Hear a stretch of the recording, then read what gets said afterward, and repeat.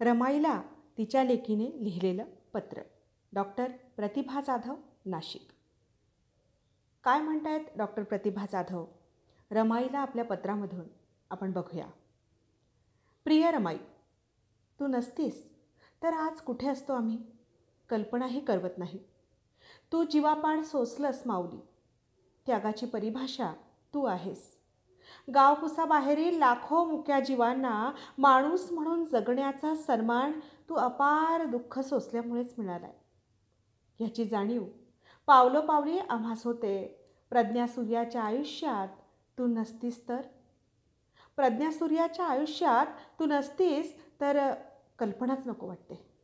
थरकाप उडतो, घशाला कोरड पडते, श्वासही अडकतो, अंधारून येतं ग डोळ्यासमोर भरदिवसाही. तू नसत्या खाल्ल्या खसता तर युगायुगांचा काळाकुट्ट अंधार नसताच झाला नामशेष. शिळ्या तुकड्यांवर जगत वळवळलं असतो वेशीबाहेरच्या अंधारल्या दुर्लक्षित शेणाच्या पवात. हक्क अधिकार काय असतात, स्वाभिमान आत्मभान कशाशी खातात, नसतंच कळलं कधी. पाटीपुस्तकानं आयुष्य अंतर्बाह्य बदललं नसतं, गावाशहरात राजगृह नसते उभे राहिले दिमाखात. वातानुकूलित चारचाकीत ऐटीत बसून कसे फिरलो असतो, वास्तव मांडण्याची पोटतिडी कशी जागृत झाली असती. मोठ्या पदावर मानाने मिरवलं नसतो की कायद्याची भाषा बोलू शकलो नसतो. रमाई, आम्हाला मनुवादापासून मुक्ती देत माणूस पण मिळालं ते तू बाबासाहेबांना दिलेल्या प्रेरणेतूनच ग. समतेसाठी लढताना बोलताना इथून मागे नाकारलेल्या कित्येक पिढ्यांच्या वेदना चित्कार थैमान घालत राहतात मनमेंदूत. तद्वत आज माणूस म्हणून आमची गणना होते. आम्ही इतरांसारखे जीने जगतो तेव्हा तुझे कष्ट अपेष्टा यांच्या जाणीवा नेणिवेत ठेवतो आम्ही जपून. रमाई, धगधगत राहते पीडा वाताहत झालेल्या, गुलाम म्हणून जगलेल्या मागील कित्येक बापजाद्यांच्या लाचार व्यथांची. हे सार संपवलं बाबासाहेबांनी आणि रचलं मानवतेचं नवसुक्त नवतत्वज्ञान. ह्या तत्वज्ञानाची खरी जननी तू आहेस रमाई, तू आहेस. तुझ्या कष्टाचे, त्यागाचे, सहनशीलतेचे वर्णन करायला अजून शब्द जन्माला यायचेत ग. तुला शब्दात पकडू शकतील एवढे अफाट उंचीचे सामर्थ्य लाभलेले शब्द नाही सापडले मला अजून कुठल्याच शब्दकोशात. तू आहेस रमाई, तू आहेस आमच्या जागृत सुखावह जगण्याचं कारण. तू आहेस आमची सांस्कृतिक माता. तू आहेस प्रगाढ समजूतदार कारुण्य. तू आहेस उदंड मानवतेचं प्रतीक. तू आहेस ममता प्रेमाची व्याख्या. तूच आहेस महामानवाची, ज्ञानपुरुषाची, घटनाकाराची अबोल स्फूर्ती, प्रचंड प्रेरणा. रमाई, तुझा संघर्ष साऱ्या संघर्षाहून मोठा आणि कठीण होता ग. बाबासाहेब परदेशात असताना अनंत अपेष्टा संकटांना कसं तोंड दिलंस ग तू एकटीने. तू गेली नाहीस कोणत्याच शाळेत शिकायला वा गिरवले नाहीत पाढे बाराखडी. पण तुझ्या समर्थ सामंजस्याने एकटी संसाराचा गाडा ओढत राहिलीस ना विना तक्रार. ते कोणत्याच विद्यापीठात शिकवलं जात नाही, कोणत्याच विद्यापीठात नाही. तू हे कुठून शिकलीस माय? निष्ठा, बांधिलकी, समाज कल्याणार्थ त्याग आणि समर्पण काय असतं हे जर समजून घ्यायचं असेल, शिकायचं असेल तर एकच विद्यापीठ मला आज विश्वात दिसतं आणि ते म्हणजे रमाई. नकळत्या वयात लग्न होऊन तू आलीस. रामजी बाबांची सून म्हणून, भीमरावांची बायको म्हणून आणि नाकारल्या आम्हा सर्वांना आपल्या त्यागानं तू कायमचं ऋणी करून गेलीस रमाई. नाहीच फेडता येण्यासारखं तुझं ऋण. 7 फेब्रुवारी हा एकच दिवस नाही ग तुला आठवण्याचा, तर प्रत्येक श्वासागणिक तुझे उपकार जाणवत राहतात रमाई. आमची वाणी जर बाबासाहेबांचा मानवतावाद बोलत असेल, न्याय, समता, स्वातंत्र्याप्रती आम्ही जागृत असू तर रमाई तुझ्या त्यागाची जाणीव या धमन्यांमधून वाहत आहे. म्हणूनच तू खूप कमी भेटलीस ग. साहित्यातून, कवितेतून, पुस्तकातून तू नेहमीच राहिलीस पडद्यामागे. तुला नव्हतीच कधी मिरवण्याची हौस, ना सत्काराची आस.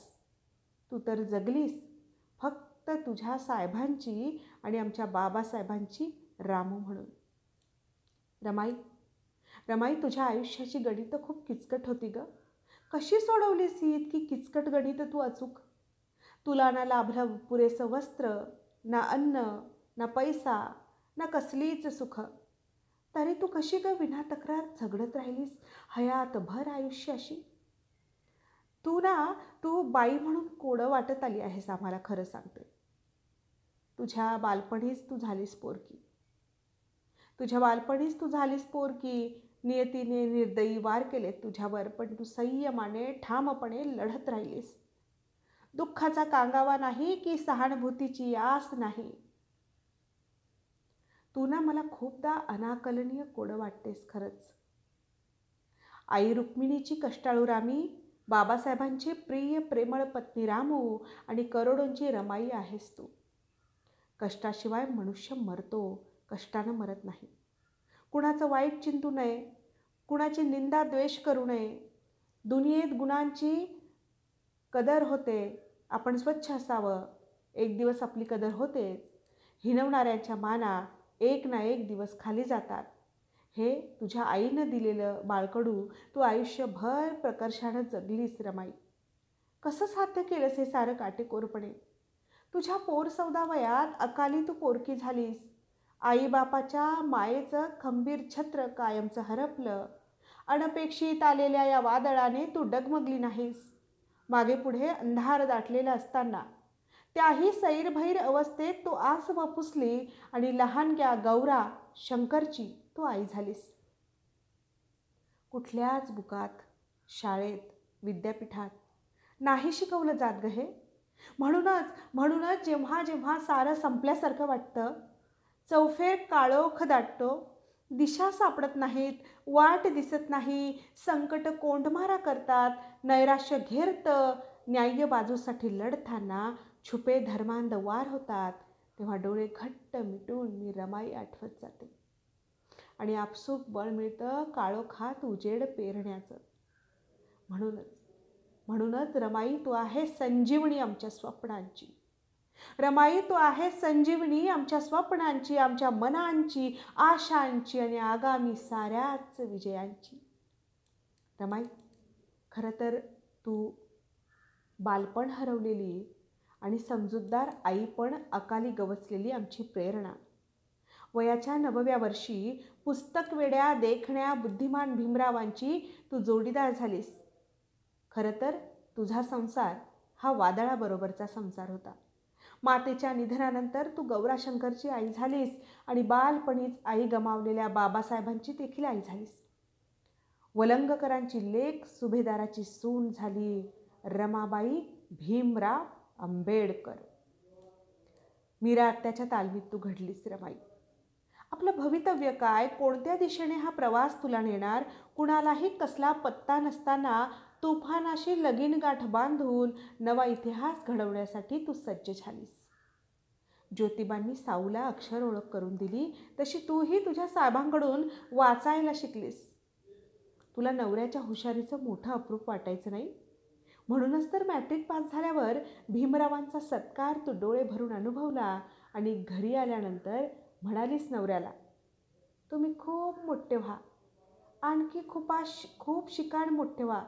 मी तुमच्या संसाराचा सारा भार वाहीन, तुमच्यावर भार पडू देणार नाही. तुम्ही खूप शिका. तू जबाबदारीने स्वतःला बांधून घेतलंस.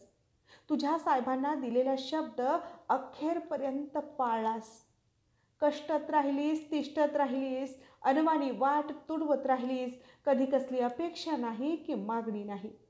शेकडो दुःख झेलीत तू सतत चालत राहिलीस. खरंच माऊली, खरंच कोणत्या मातीची बनली होतीस ग तू?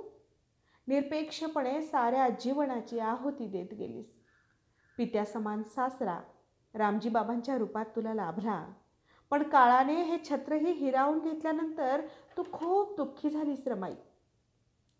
बाबासाहेब शिक्षणासाठी अमेरिकेत गेले आणि लहानग्या यशवंतासोबत तू पोयबावडीतल्या खोलीत फाटका तुटका संसार नेटाने पुढे रेटत राहिलीस. रमेश जन्मास आला आणि तू दुसऱ्यांदा आई झालीस. वर्षाच्या आत रमेश दगावला. ह्या दुःखाच्या प्रसंगी तुझे साहेब तुझ्याजवळ नव्हते. अन्यायाच्या अंधाऱ्या गर्तेत खितपत पडलेल्या आपल्या समाजाला जागं करण्यासाठी, त्यांचा निसर्गदत्त माणूस असल्याचा सन्मान मिळवून देण्यासाठी रात्रंदिने करून ते अभ्यास करत होते. प्रतिकूल परिस्थितीतही आपलं ध्येय निर्धार त्यांनी ढळू दिला नाही. सांसारिक सारी दुःखे त्यांनी काळजावर दगड ठेवून सहन केली. तुझ्यावर त्यांची पराकोटीची श्रद्धा होती ग रमाई, पराकोटीची श्रद्धा. तूच तर होतीस त्यांची ऊर्जा, त्यांचं बळ. तुझ्याच भरवशावर संसार थोपवून परदेशी शिक्षण घेत होते ना ते.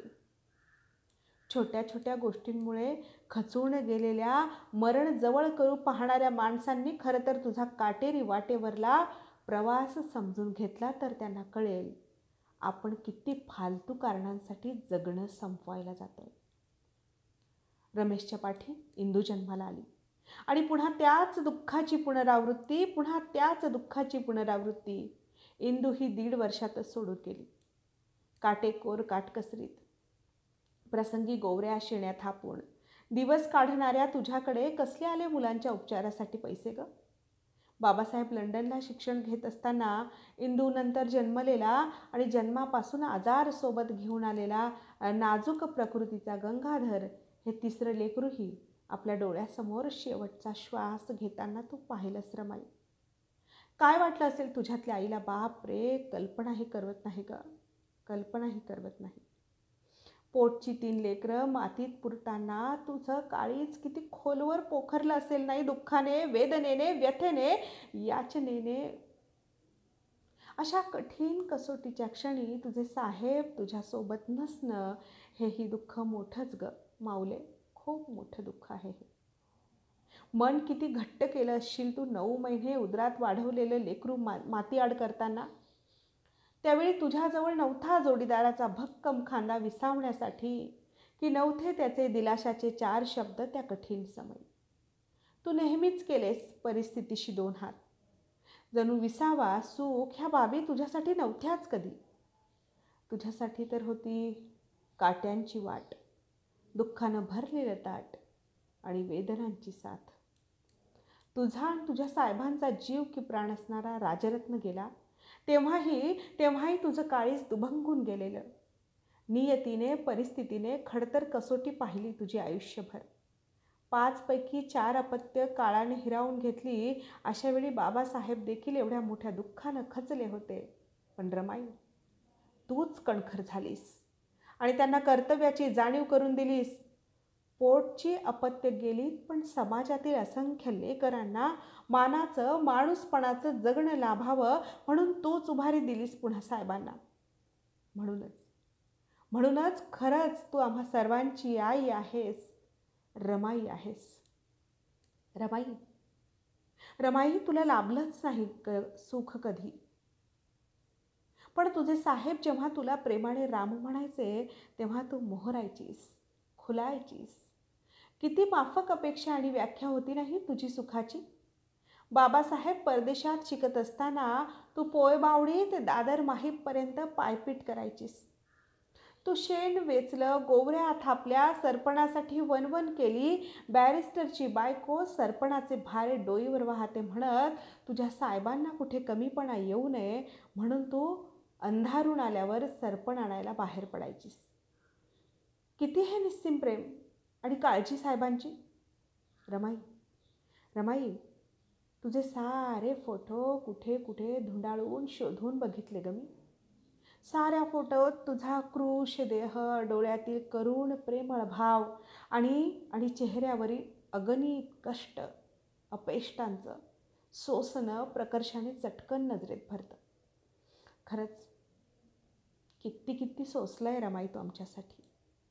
इथल्या बहुजनांच्या, नाकारलेल्या सर्वांचे, समग्र महिलांच्या कल्याणाचे जे कायदे, योजना, नियम आहेत ना, ते केवळ तुझं देणं आहे, तुझं. त्याही पुढे जाऊन मी म्हणेन की जगातली सर्वात श्रेष्ठ अशी जी राज्यघटना आपल्या भारत देशाला मिळाली तीही तुझ्यामुळेच. कारण प्रपंचाच्या समस्यात तू बाबासाहेबांना गुंतवून ठेवलं नाहीस की तशी अपेक्षाही कधी त्यांच्याकडून केली नाहीस. तू बोलली नाहीस कधी स्वतःच्या त्रासाबद्दल, त्यागाबद्दल. पण आता तो लख्ख दिसतोय आम्हाला आमच्या सुबत्ता आणि स्वाभिमान भरल्या जगण्यातून. तू सोसलंस म्हणून आम्ही आज हे सुख उपभोगतोय, ही नम्र भावना काळजापासून व्यक्त करावी वाटते रमाई. साधारण पत्नीप्रमाणे तुझी तक्रार कधीच नव्हती की नवरा वेळ देत नाही म्हणून. बाबासाहेबांचा जीव तिळतिळ तुटायचाच ग यशवंताच्या आणि तुझ्या भेटीसाठी. त्यांनी जर विश्रांती घेतली असती तर त्यांच्या निद्रिस्त आणि गुलामी स्वीकारलेल्या समाजाला जागृत कोण करणार, हा मोठा प्रश्न त्यांना पडायचा. रमाई, तुझा व तुझ्या साहेबांचा पत्रव्यवहार आम्ही वाचतो तेव्हा त्या पत्रातील शब्द शब्द काळीच कातरत जातात. आमच्यासाठी किती त्रास सहन केलाय, खस्ता खाल्ल्यात ग तुम्ही, याची जाणीव प्रकर्षाने होते रमाई. 10 ठिकाणी फाटकं लुगडं नेसून तू कुरबुर न करता नांदलीस. त्याच फटक्या पदराने प्रसंगी आई होऊन तू साहेबांचे अश्रू पुसलेस. रमाई, तू होतीस म्हणून तर बाबासाहेबांच्या स्वप्नांना पंख फुटले, त्यांची पावलं निर्भय झाली, चालणं खंबीर झालं. तू नसतीस तर ते किनारे नसलेल्या प्रवाहासारखे झाले असते ग, किनारे नसलेल्या प्रवाहासारखे. सारी पीडा सोसूनही तू म्हणायचीस साहेबांना, तुम्ही माझे पती नसतात तर माझ्या जगण्याला तरी काय अर्थ होता. या वाक्यामुळे तर तुझी उंची हिमालयाहूनही उत्तुंग भासते रमाई मला. कुठेच दुःखाचा लवलेश नाही, तक्रारींचा पाढा नाही. तुझ्या मना इतका मोठेपणा, नितळपणा, सकारात्मकता कुठेच कधी आढळून येणार नाही, हे मात्र सत्य. बाबासाहेबांच्या अंधारल्या संघर्षाच्या वाटेतील छोटासा दिवा तू स्वतःला म्हणवून घेतेस, यातच तुझं उत्तुंग असणं जाणवतं आम्हाला रमाई. आयुष्यभर तशी तुझी फरफटच झाली ग. अपुरा आहार, आर्थिक विपन्नावस्था, सतत काळजीचं सावट, डोळ्यांसमोर अनुभवलेली आपत्यांची कैक मरणं, खूप दुःख सोसल्यानंतर राजगृहात तू राहायला आलीस खरी, पण नियतीनं शेवटीही घात केलाच. तुला क्षयानं गाठलं. आता कुठे सुखाचे दिवस आले होते की आजाराने डोके वर काढले. बाबासाहेबांनी तुझी अत्यंत काळजी घेतली, पण त्यांना तुझी साथ बहुधा इथवरच लाभणार होती. शेवटच्या क्षणापर्यंत आजारपणात स्वतःच्या जीवापेक्षाही तुझ्या साहेबांच्या जीवाला धोका होऊ नये म्हणून तू काळजी व्हायचीस रमाई. आयुष्यात कुणावर तरी तुझ्या इतकं निरपेक्ष निस्सीम प्रेम करणं जमायला हवं का आम्हालाही.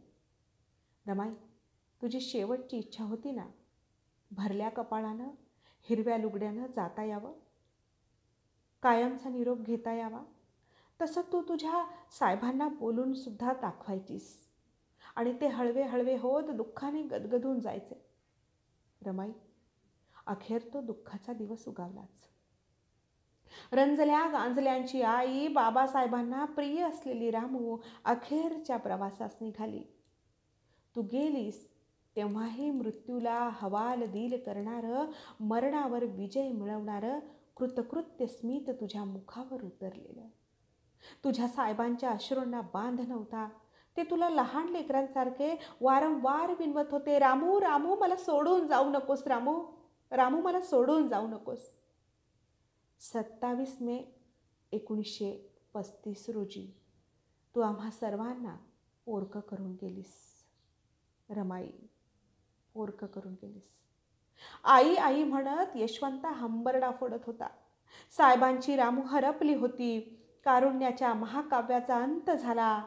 त्यागाच्या अथांग महासागर शांत झाला. रमाई, तू गेलीस आणि वंचित, शोषित, नाकारलेली घरं कैक दिवस रडत राहिली. आपली माय गमावल्याचं दुःख त्यांच्या उरात सलत राहिलं. मोठी पोकळी निर्माण झाली. पण जाताना तू बाबासाहेबांना म्हणाली होतीस ना की जगातल्या, देशातल्या सर्व दुःखांना पोटाशी धरणारी आई व्हा, कणवाळू बाप व्हा. रमाई, तू गेलीस आणि आम्हाला भीमाई देऊन गेलीस. रमाई, तू गेलीस आणि आम्हाला भीमाई देऊन गेलीस. तुझ्याशिवाय बाबासाहेबांची कल्पना करणंही शक्य नाही. भीमाई रमाई हे आमच्या स्वाभिमानी जगण्याचं गमक आहे, आमच्या स्वातंत्र्याचं कारण आहे, आमचं माणूस म्हणून स्वीकाराचं कारण आहे. तुमचा त्याग त्रास व्यर्थ जाणार नाही, कारण तुमची लेकरं आता विचार करताय, वाचताय, लिहिताय, व्यक्त होताय, जुलमी व्यवस्थेस हादरा देताय, समतेचा उद्घोष करताय. संघर्ष सुरूच आहे, आजही संघर्ष सुरूच आहे. तुमचं वैचारिक जैविक वारस असणारे लढले आणि लढताय. तुमचे वैचारिक जैविक वारस लढले आणि लढताय. तुम्ही आहातच सतत मनमेंदूत धमण्यांमध्ये आणि विचारात देखील. तुम्ही आहातच सतत मनमेंदूत धमण्यात आणि विचारात देखील. याच विचारांशी राहू आम्हीही हयातभर बांधील आणि देऊ त्यास कृतीची जोड. तेव्हाच तर तुमचे वारस आहोत हे जबाबदारीने आम्ही जगाला आमच्या कृतीतून दाखवू शकू, आमच्या कृतीतून दाखवू शकू. तुझी एक धडपडणारी लेक, डॉक्टर प्रतिभा जाधव.